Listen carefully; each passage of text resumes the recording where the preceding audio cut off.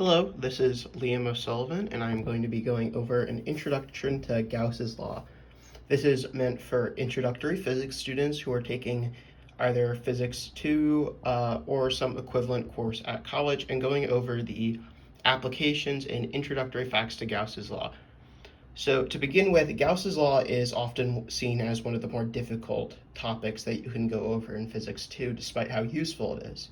Gauss's law, once you understand it, can be almost seen as the intuitive way to do a lot of different problems. So it's incredibly helpful, but understanding it can often be hard for a lot of different students, especially to begin with, since we have this surface integral here. We have an area vector, a dot product, and overall this unfamiliar electric flux. So I'll be going over all of these in order, and then I'll be going over 4 total examples that I believe will be helpful in demonstrating how useful Gauss's law can be, as well as just some general applications of how you can use it if you're having trouble. So to begin with, Gauss's law, we need to define what is Gauss's law really. Well, in this diagram we have up here, we can see that if we surround a enclosed charge in what is called a Gaussian surface, indicated by the red lines, in this case it's meant to be a sphere, then we will be able to say the electric flux over the Gaussian surface is equal to the charge enclosed over epsilon naught. Now, that sounds very complicated and could be difficult to understand for a lot of students, so let's break it down one at a time. So electric flux, to start off with, is the most unfamiliar term. Electric flux can be simply said to be equal to the surface integral of the electric field over a Gaussian surface. And now that also sounds super complicated, but let's break it down into how we're going to apply it. In the first place, we don't really want to actually compute any surface integrals here. The surface integral is really difficult to compute in a lot of situations, so we're going to try and simplify it to the best that we can. To do so, we need to first understand what is the surface integral. So a typical integral is sort of measuring the area under a curve, and in this case, the surface integral is measuring the area that the electric field or whatever is being integrated is over a certain area. In this case, the surface area of this Gaussian surface. So to begin with, it's kind of simple. You basically, if you can say, in this case, the electric field is constant, we can say just the surface integral is going to be equal to the surface area times the electric field if the electric field is constant. So that's what we're going to be aiming to do. Our main goal in this is to get this electric field here to be constant across our Gaussian surface. And then we have our area vector, which can be also pretty complicated for a lot of new students. To deal with that, we're going to simplify it down and say this dot product here. The dot product is indicating direction. So we want our field to be perpendicular to the Gaussian surface at all points. That would make this so that way we can simplify this dot product down to a simple multiplication. And then once we do that, we end up with a very simple expression that's basically E, the electric field, times the surface area of the Gaussian surface. So now that we have our simplified relationship over here of the electric field times the surface area, we can simply equate it to the charge enclosed over epsilon naught. Then using that, we can easily solve for our electric field. And that is the application of Gauss's law. Now, while it sounds simple in practice, and it can be once you get an intuitive feel for it, it can be actually very difficult to understand in the first place. So I'm going to go and draw a diagram to better understand using one of the most simple examples that we use to introduce Gauss's law. We need a Gaussian surface that the electric field will be perpendicular to the surface at all points, which applies for our Gaussian sphere. And then if our Gaussian sphere has the electric field constant at all points along the sphere, we can factor out E from the integral. So as I see up here, if you do all of those steps, you can simplify the problem down to the electric field times the surface area component. So if we use a quick bit of math, applying this, we can say that the electric field times the surface area is equal to E times 4 pi r squared, the surface area of a sphere. Then we equate these two, the electric field times 4 pi r squared is going to equal to the charge enclosed over epsilon naught, which we can then just, doing some quick algebra, we get the electric field is equal to 1 over 4 pi epsilon naught times q over r squared. And if you remember correctly, that is exactly Coulomb's law. So while it looks like a lot of different steps here, if you can realize how to simplify this complicated surface integral into simply E times the surface area, you can end up getting solutions for the electric field much quicker than you could using Coulomb's law or any other of Maxwell's equations. In fact, Gauss's law is the best way to find the electric field in most situations, as long as you're able to pick out your Gaussian surface carefully.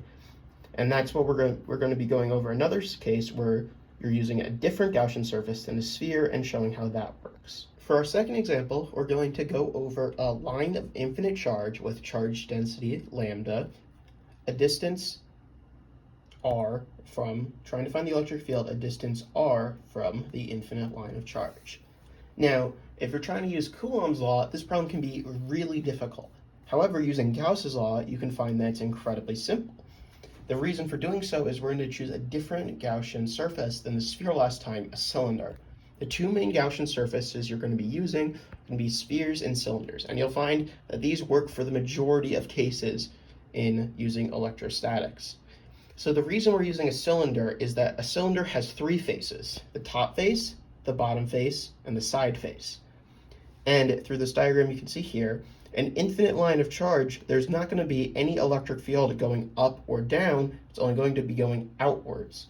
So for the top and bottom phase, there will be no electric field that is perpendicular to these faces. All of the electric field components are going to be parallel. However, on the side face, we can see that the electric field is going to be perpendicular at all points. So when we use a Gaussian cylinder for this infinite line of charge, we can ignore the top and bottom face in our integral and say we only care about the surface area of the side face, which makes this problem a lot simpler to do. So here we're going to say the surface area is going to be equal to E times 2 pi r A. A is just an arbitrary height of the cylinder, and I've marked in red because we're going to see that even though it's we can decide an arbitrary height for this cylinder, it's not going to actually change the answer regardless of what A is. And in this case, again, the only surface area we care about is going to be the side face. We don't care about the top face. Now, the tricky part is the charge enclosed, which can be a bit more difficult. So, to find the charge enclosed, it's a bit more complicated since we have to deal with the density. So we're going to say the linear charge density is going to always equal the amount of charge over the length over length, the total charge of this infinite line over the length. Since we can't calculate an infinite length, we're going to say, in this case, this length, we only care about the charge enclosed in here, so the length would be A. The charge density is the same throughout, so the charge enclosed is going to be simply lambda times A. So now we can say, insert that into our equation here, and then we say E times 2 pi r A is equal to the linear charge density times A over epsilon naught. Then when we do that, we can say E is equal to 1 over 2 pi epsilon naught times the linear charge density over the distance away. So again, even though it seems like a lot of steps, you can basically simplify it down into 3 steps. 1, defining the E times the surface area and finding the surface area. 2, finding the charge enclosed. And then 3, doing some algebra and then getting your electric field a certain distance away. So again, these are the 2 simplest cases in Gauss's law and demonstrate why Gauss's law can be so useful. Next, we're going to move on to a few more complicated examples that can demonstrate how Gauss's law can show other properties that you might be familiar with in electrostatics. So this is actually a problem you see quite frequently in a lot of introductory physics courses. It's a bit more on the difficult side, so it's a good test of understanding Gauss's law. So I'm going to run through it and show you how it goes step by step and why it shows an interesting property of conductors. So in this case, we have a thick conducting shell with 2 radiuses. The radius of the inside circle or inner side sphere is A, and the radius of the outer sphere is B. It doesn't matter the difference between them. All that matters is A is shorter than B. So it's a thick conducting sphere, and we have a single positive charge placed at the center. Now, we want to find the electric field at 3 points. 1, when the at R is less than A, so inside the conducting sphere, but not inside the actual conductor, to when R is greater than A but less than B, so inside the actual conductor, and then 3 when R is greater than B outside of the conductor. So to do this problem, the easiest way is to use 3 Gaussian spheres. And I'll go through step by step why why this problem is actually kind of easy once you get the hang of it. So let's start with number 1. So for 1, it's actually an identical example to the first example we went over, where it's simply a charge floating in free space. We use a Gaussian sphere around it, and then we get the exact equation for Coulomb's law. The reason this can be very tricky for a lot of new students is because they could try and consider the charges outside of the conducting shell or inside the conducting shell and see how does that affect the inside surface. But again, in Gauss's law, we only care about the charge enclosed. So it's a lot simpler if you only think about what's inside the sphere and nothing outside of it is actually impacting what's inside the sphere. It's only the charge enclosed. So because of that, this problem gets a lot easier. So don't get tripped up by trying to think about everything outside of the sphere. We'll do that in the next step for number 2. So the first thing you'll notice in looking at the second example is that our diagram has changed a bit, and there's a reason for this. So we're considering a conducting shell. The property of conductors is that charges in them can move around freely. So if we place a positive charge at the center of the conducting shell, the negative charges in the shell are going to get attracted to the edge of the circle at the distance A. So we drew a bunch of negative charges around here. And then the positive charges are going to get attracted to the ends because they're getting pushed away. And the exact magnitude of the total amount of charges in here is actually minus Q and plus Q. So if you were to say the total amount of charge throughout the entire thing is still plus Q, it's just that the negative charges have moved to the inside and the positive charges have moved to the outside. So now what happens when we consider our Gaussian sphere around this area? So first, we're actually going to consider the charge enclosed. The reason for this is that you can do the other step first. However, it ultimately doesn't matter because if we consider the charge enclosed, we have the positive charge at the center and then the minus Q surrounding it, which totals up to the exact opposite of the charge in the center. So if we say the charge enclosed inside the sphere, it's actually going to be 0 because the positive charges are all on the outside surface. So as long as we're less than B but greater than A, we're always going to have 0 enclosed charge, which means the electric field inside the conductor is equal to 0. So you might remember that the electric field inside a conductor is always 0. And this is actually the reason why. If you can use Gauss's law, the polarization of the sphere shows that the charge closed inside the Gaussian surface is always going to be 0, regardless of the type of conductor or the shape of the conductor if you choose your Gaussian surface appropriately. So because of this, you can actually see a cool property of conductors using Gauss's law, and it makes this problem a lot simpler without having to worry about all these calculations and things if you just consider the total enclosed charge is equal to 0. Now for the third step, in the third example, we have outside of the sphere, the conducting shell, we have our Gaussian sphere. So when we do that, we get the same exact equation for the beginning. Just remember R is larger, even though it is the same equation for the electric flux integral. Now, if we consider the charge enclosed, we have the positive charge plus Q in the center, the minus Q from the inside shell, and then the positive Q from the outside shell because it has to balance. So then if we total all of this up, we get plus Q, which actually gives us the same electric field that we had in part 1. So if we were to total this up, our equations for 1 and 3 are the exact same, and for 2, the electric field is 0.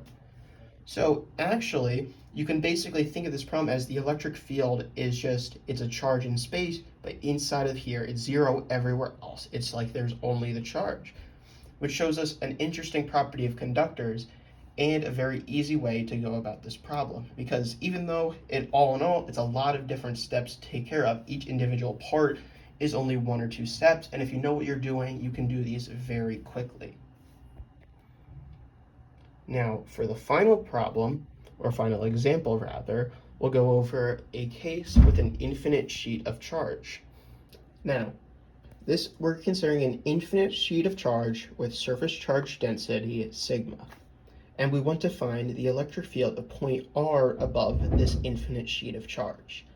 Now, this question can be done using some variations of Coulomb's law, but using Gauss's law, again, it makes it way simpler. However, it can be a bit tricky considering the Gaussian surface because we have an infinite sheet of charge, and we can't exactly surround the sheet like we did with the cylinder where it's perpendicular. In this case, you can actually use multiple Gaussian surfaces, but they all give you the same answer. However, for the sake of consistency, we're going to be using a Gaussian cylinder. Because again, remember, the two main Gaussian surfaces you will be using are a sphere and a cylinder, and those cover 90% of scenarios that you can use Gauss's law in. So here I have a drawing of our Gaussian surface, and we're going to actually draw a cylinder that goes on both sides of this infinite surface, just because this demonstrates a unique property of Gaussian surfaces that's important to know. So in this case, as we see, with an infinite surface, all of the charges will always be pointing up because the infinite nature of it means that even if you have a charge here that's making an electric field go this way, it's canceled out by another charge on the other end of this infinite surface. So the charges will always be pointing up. So we have no flux on the outside of our Gaussian surface, the side surface, but the two faces on the top both have an electric field going outwards. So even though one is going down and one's going up, remember, we don't care about direction with Gaussian surfaces. What we care about is whether the flux is entering or exiting.